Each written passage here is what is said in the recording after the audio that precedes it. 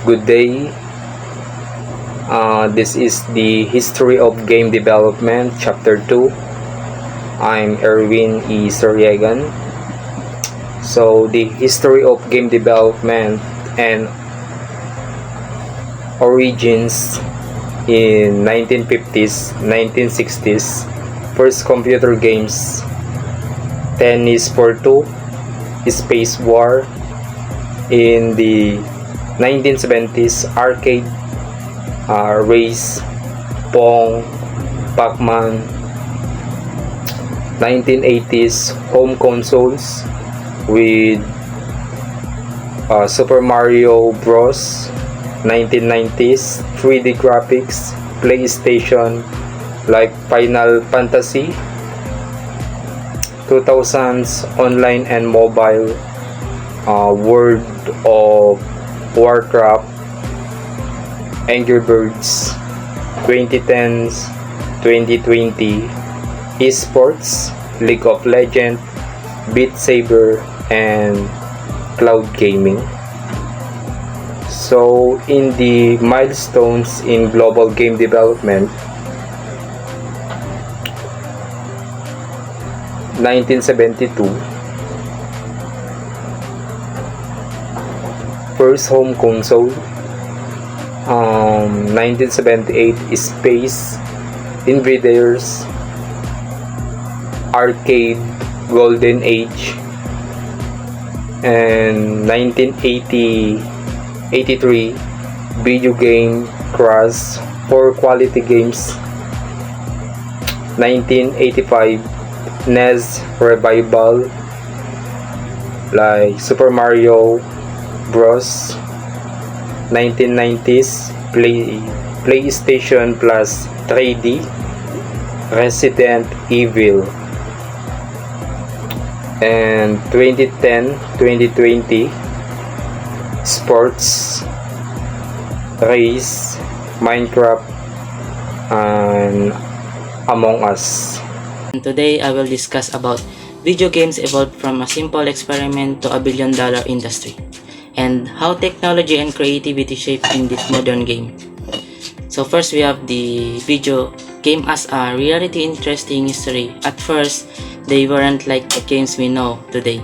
Back in the 1950s, scientists were just experimenting with computer. One of the first game we called Tennis for the Two. It was super simple, just a dot bouncing back and forth between two lines on a screen. During the 1980s, game became more advanced. Companies like Nintendo create classic games such as Super Mario and The Legend of Zelda. This game introduced colorful graphics, fun sound effects, and characteristic that is still famous today. People began to see gaming not just as a hobby but as a new kind of entertainment. By the 1990s, technologies improved even more, and 3D games were created. For example, Super Mario was one of the first games that let players move around in the full 3D world. And now video games have become billion-dollar industry. We have amazing graphics that looks almost real, online multiplayer game where people from different countries can play together, and even virtual reality, which makes you feel like you're inside the game. Popular modern titles include Minecraft, Fortnite, and The Legend of Zelda: Breath of the Wild. The origins of video games. Back in 1950s and 1960s, video games were just experiments made in research labs. In 1958, a physicist named William Higginbotham made a game called Tennis for Two. It was a super basic, just two people hitting paddles back and forth on a screen, kind like of early version of Pong. Then, in 1962, some of students from MIT made a game called Space War. It was a little more exciting. Two players controlled spaceship and shot at each other. It was still pretty simple, but it was one of the first games that really felt like a video game. These early games, they were either just text on a screen or basic physics simulations because The technology back then is not very powerful, but these games were important because they helped start the whole video game in our industry or in the world. Evaluation of video games. 1970s, birth of the arcade era upon 1972. 1970s, birth of the arcade era. The 1970s marked the beginning of video games become popular in public places like arcades. One of the first successful games was Pong 1972, a simple table tennis simulation. This decades introduced gaming as a form of entertainment. 1980s Golden Age, Pac-Man, Donkey Kong, home console rise.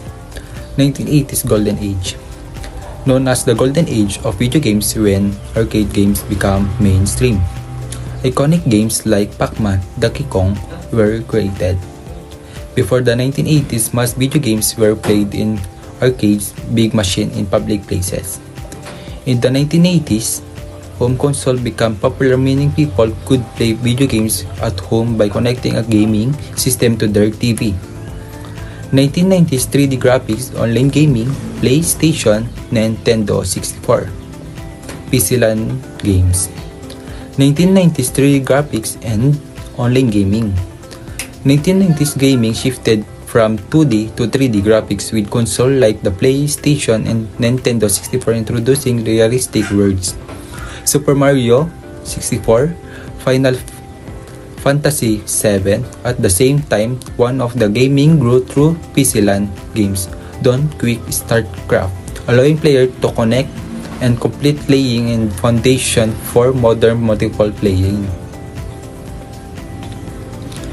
20% mobile games, VR, AR, sports AAA titles. 20% gaming expanded with mobile games, Angry Birds, Candy Crush, making play accessible anywhere. VR, AR introduced impressive and experiences like Oculus and Pokemon Go. In 1972, Magnavox Odyssey launched the home console market, creating a brand new entertainment in industry. Global milestone.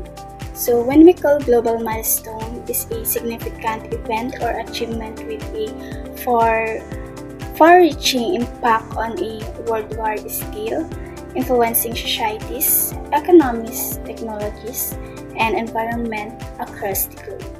This milestone represents substantial advancements, shift in trends, or critical developments recognized internationally and mark important moments in history, shaping the course of human civilization. In 1985, Nintendo Entertainment System (NES) revived the gaming industry, proving its resilience and potential for mainstream success. In 1994, Sony PlayStation ushered in the era of 3D gaming and CD-ROM technology, intensifying competition and driving innovation. 2000 MMORPGs, World of Warcraft, and mobile gaming explosion expanded the gaming audience and revenue streams, transforming the industry into a global phenomenon. And 2010 to 2020s, esports, VR, AR, and anti-game revolution redefined gaming as a spectator sport, pushed the boundaries of immersion, and empowered independent developers. Good day everyone, let me share about Philippine game development. In the early 20s, the Philippines started with outsourcing for international game companies. That means Filipinos were making art or animation support. For example, Filipino artists created characters or background designs for foreign games. Later on, local studios appeared. The first one was Anino Games in 2001. One of their projects was Anito Defend, A Land and Range, which was one of the first PC games made in the Philippines. As time went by, more indie developers and mobile games started to grow. Example, the simple but popular mobile games made by small teams that many of us play today. There's also an organization called GDAP, or Game Developers Association of the Philippines, which helps and supports local games creators. In summary, Filipinos have a big contribution in animation, programming, and creative design, showing that our talents are now being recognized globally. Anino Entertainment, a company, created Anito Defend a Land and Age, which came out in 2003. Anito is a single-player game that combines elements of adventure and role-playing games. The player will be either play as Aguila, a 20-year-old boy, the son of well-known Datu, and mga Tiwala, Hunter, or as Maya, Aguila's sister, who is a year younger and has both clairvoyant traits. Unfortunately, Anito did not gain popularity in both local and foreign gamers. Next, Grimwire, the mobile RPGs. One of the most effective tools we have is thought to be math. However, both adults and children despise it. The way it is taught may be the cause of this. In this book, the use of games as a math teaching tool is introduced. Math will be included into a mobile RPG or role-playing game through puzzles and spells. Basic arithmetic and geometry are studied in math classes in grades 4 and 5. To make the game interesting and exciting and engaging, a variety of design, game, psychology principles were used. Let's talk about the game Potion Punch. Monster Nonsense Corporation, a Philippine game developer, created the time management brewing casual game Potion Punch. In 2016, the first game was made available. Noam, an elderly potion maker, is transformed into a gnome at the start of the game due to a supernatural mishap. The player character, a hooded stranger, then entered and chose to assist Noam in managing his potion stores. In this part, I'll be talking about how video games evolved from lab experiments into global industry. Let's start with the early days. In the 1940s and 1950s, scientists like William Higginbotham and Alan Turing were experimenting with computer technology. They created simple games like Tennis for Two or just to test the capabilities of computers. These early games were basic, but they laid the foundation for what was to come. Let's fast forward to the 1970s and 1980s. Here we see the rise of arcade games. Arcade games like Pong and Space Invaders became a staple of entertainment. This era brought video games to the mainstream and paved the way for home console system. Next, the introduction of home console like Atari 2600 and Nintendo Entertainment System revolutionized gaming. Suddenly, people could play games in the comfort of their own homes, and the industry began to boom. Iconic games like Super Mario and The Legend of Zelda became household names. Lastly, modern era. Today, the video game industry is a global powerhouse. Games like Fortnite and Minecraft have become cultural phenomena, and the rise of esports has created new opportunities for professional gamers. The industry is worth billions and still growing. The references we used are Kent's The Ultimate History of Video Games, Donovan's Replay, The History of Video Games, and the Game Developers Association of the Philippines. Kent's work gives us the foundation of video game history, starting from the simple experiments of the 1950s and 60s, like Tennis for Two and Space War, up to the arcade boom of the 70s, the crash and revival of the 80s, and the rise of console in the 90s. It helps us understand how games grew from small lab projects into a global industry. Donovan's book then expands on this by showing the major milestones that shaped modern gaming. The birth of consoles like Magnavox Odyssey, the rise of Nintendo and PlayStation, the growth of online gaming, and the entry of mobile games, VR, and esports in the 2000s and beyond. And then finally, we connect this history to the Philippines through the GDAP.